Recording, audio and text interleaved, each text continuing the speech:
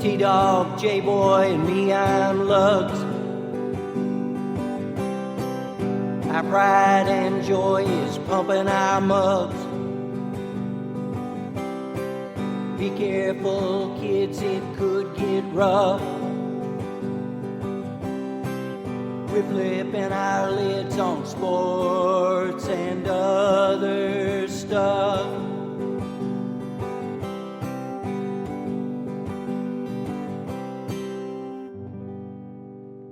Welcome to Sport Weasel Central. I'm Lugs. I'm J-Boy. And I'm T-Dog. Hey, let me get this door, guys. Yeah, it's the, you didn't know this, but it's the annual holiday party edition of Sports and Other Stuff. Welcome. Let me get you some bubbly. Let's get that going today, too. Yep, we're going to pour a little drink, and we're going to talk about college football. The playoff is set. NFL Week 15. The playoff run is over for the Patriots. Okay, and the Saints and Colts are getting it going, and I'm just going to say it, the Bills and Browns rebuilds are complete, yes? And we'll talk about the college basketball grudge match between Kentucky and Louisville. But first, it's a broken record. Alabama, Clemson, Ohio State, Notre Dame. Sorry, Pac-12. Sorry, Big 12. No trophy for you this year. Plus, all the bowl games are set, including a 4-7 Kentucky squad. Wow.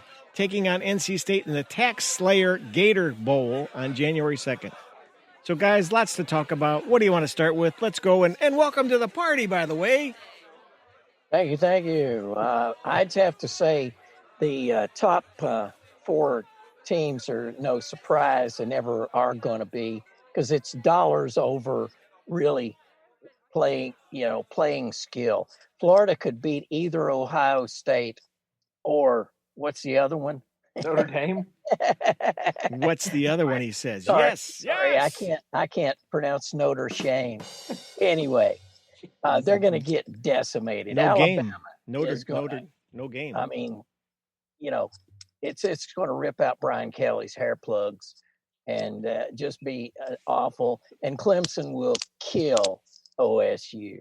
I'm sorry that comparing Justin Fields to Trevor Lawrence, But I got to say, those two semi-game or the conference championships, I guess, amazing. Venables had the perfect way to stop Ian Book. Yep. And Alabama game, Florida gave them all they wanted. You could tell at the end of that Saban was just spent. I mean, that was a good game. So that's my first comment about all of that. Good. Yeah, I guess my big thing is kind of like what you're talking about, like not shocked by any of the teams that got in. I mean, I don't like some people feel, I don't think there's that many people feel Texas A&M should have got in. It's like, well, they beat Florida, but other than that, their only game of note besides that is them getting beat fairly badly by Alabama. So that's not really something you could put on your marquee, at least with Notre Dame getting drubbed by Clemson. At least they did beat Clemson earlier. Mm-hmm. The Clemson, the rematch, everyone's like, Trevor Lawrence won't make that big a difference. And obviously it was beyond that. They had a lot of guys that were out on the defensive side, because the defense also showed up for Clemson where, the big difference was Notre Dame was able to run in the first game. They pretty much shut down the run. Clemson couldn't run in the first game. Etienne had 124 yards rushing. Trevor Lawrence by himself had 90 yards rushing, on top of throwing for 300 yards and 2 touchdown passes. So, they outgained them by 541 to 263, and they got 6 sacks on Ian Book. I mean, it was pretty much an undressing of Notre Dame, feeling that they were competitive truly with Clemson. It kind of unmasked them, and it's not a good matchup because kind of like what Bugs brought up, Alabama got all they could handle from Gators. Well, Gators did it because of their aerial assault with Trask throwing to Tony and Pitts. Ian Book has played well, but that team is built around the run. Right. And it's a huge – not that they were going to be in it anyway, but it's a really bad matchup for Notre Dame. Yeah. The Pac-12 and Big 12, how many times have they not been in this stuff? It's crazy. It's the long run. The main one is the Pac-12 because I could be wrong in all the years they've had it. Have they had it 2 teams go in? I know Oregon got in. Oregon for sure, yeah. Yeah. And Washington one Yeah, year. Washington got in 1 year. But And it's then gotta get Washington got smoked. So demoralizing. I mean, right? I know this is a weird year, and we should just put an asterisk by it and throw it away. But still, well, the thing with the Pac-12 is they play even less games than the Big Ten. And then the thing was before the championship, the thing that could have helped USC was Colorado slipped on a banana peel the week before because they would have been undefeated going into the game. That's true. That's true. Colorado, and they lost to Utah. Right. So then it was supposed to be Washington. Well, Washington had so many COVID problems, they actually had to substitute in a team, championship Oregon, who I believe was 1-2 in their division. So they were taking on this team that was a substitute, and they lost. USC lost 31-24. Slovis threw 3 picks, and it was just I mean, that's the thing is like you can't lose to a substitute in a championship and be like, well, we should still compete for a title. It's like, no, you all are. Yeah, California teams should just give up football. Let's just call it a day. I realize you need to make some money with the TV, but seriously, they're never, ever going to compete with the SEC. Well, and to add insult to injury, they moved the Rose Bowl to Texas to play in the Jerry Dome so they can get fans and get out of Cali. It's crazy. Yeah, well, good. Pat on the, it's the Faustian deal for Brad Kelly. Congratulations, you got what you wanted. Now, right, all kids will get emasculated by the Crimson Tide. That's what's going to happen. Yeah, it's gonna be sad. By the way, when I walked away from that, the Alabama-Florida game was that Trask kid can really play, and that's the kid that Belichick should get for New England. If it's possible for him to do that, he reminds me of Tom Brady. He's not truly gifted with the run, but man, he's just smart and he's got a hell of an arm.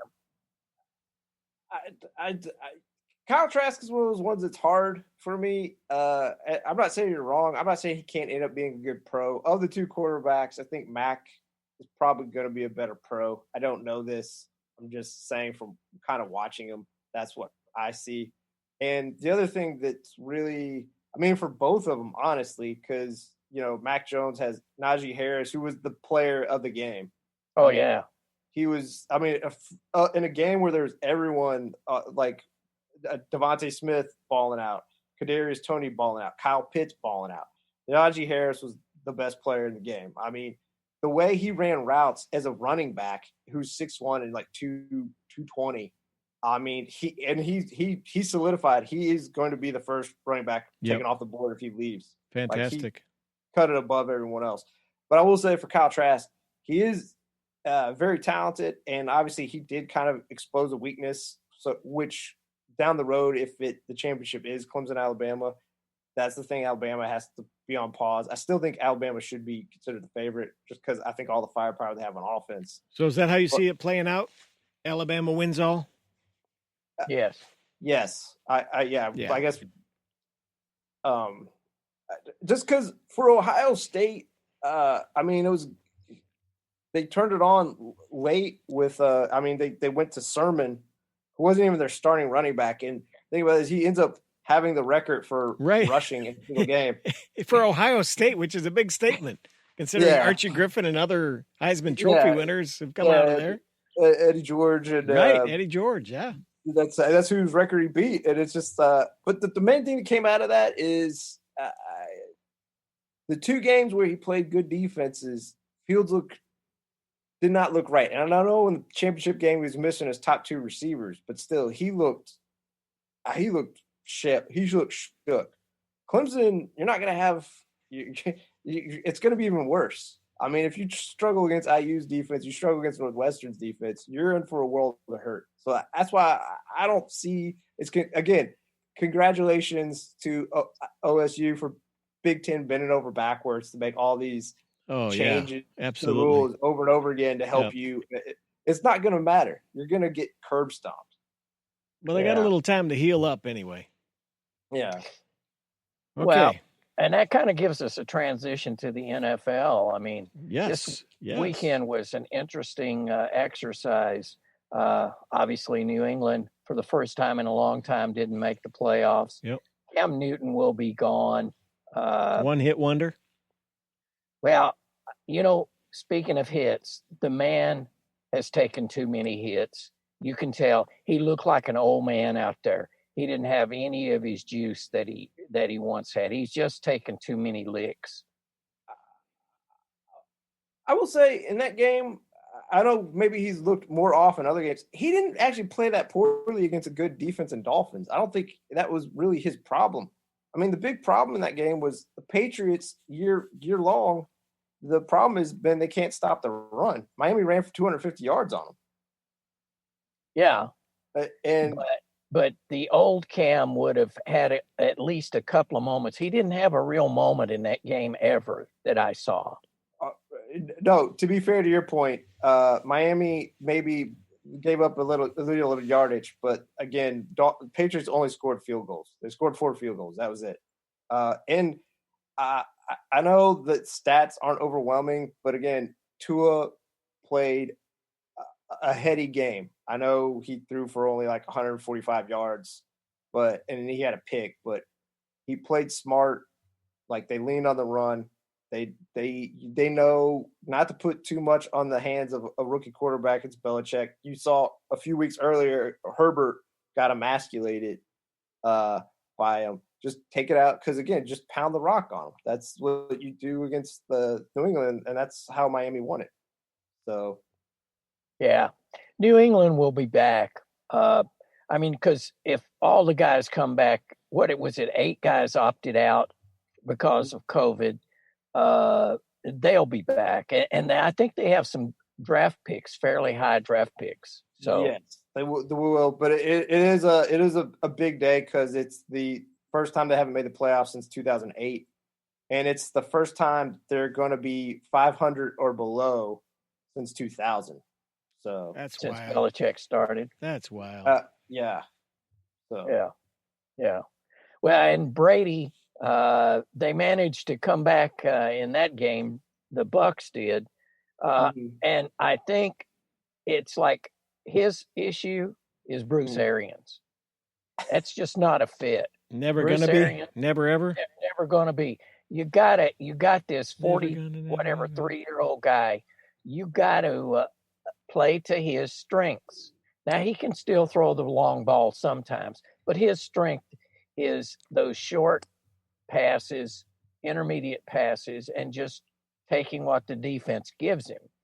And finally, in the second half of that game, they did that. Of course, it was Atlanta. So they folded. They'll fold if your sister shows up in an umbrella. So, but yeah, he only came back from 17, not 18, like a bigger game he had against Matt Ryan. Sister shows up in an umbrella. Yeah. Okay. I will say I know Lugs is worried about the I guess the love-hate relationship of Brady and Arians. I think the main concern with that team is just their secondary. It just gives up so many yards. I mean, Matt Ryan without Julio threw for 350 plus yards, 3 touchdowns. Yeah.